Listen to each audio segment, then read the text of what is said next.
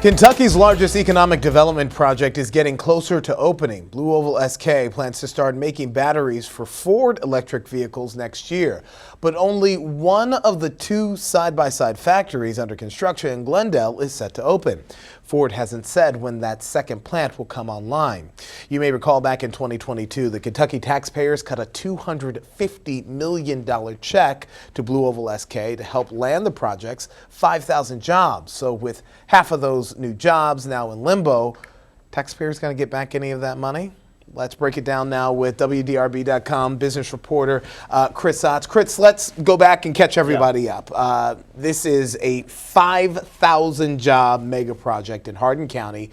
But lately, lawmakers have been hitting the brakes on EVs as a whole. Yeah. Automakers have been really delaying their plans for EVs because, the market just hasn't quite materialized the way they assumed that it would back in 2021 and 2022 when all of these plans were laid down. The people who really like EVs have already bought them. Now they're having a challenge of getting to more mainstream consumers, convincing them to trade gas cars for EVs. So what they're doing, like Ford is here, is pausing all of these plans because they're realizing, hey, we're bleeding cash right now on the EV business. We've got to slow it down and wait for the market to develop more fully.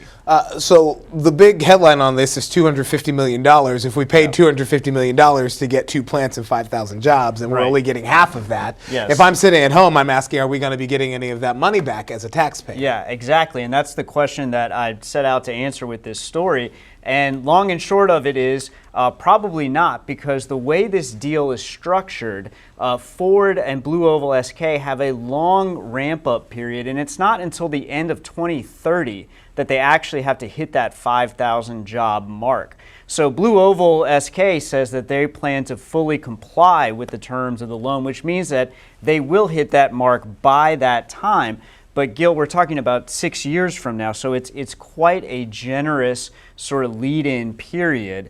And if you ask Governor Beshear about it, which we did, he has no concerns that this is a matter of when and not if.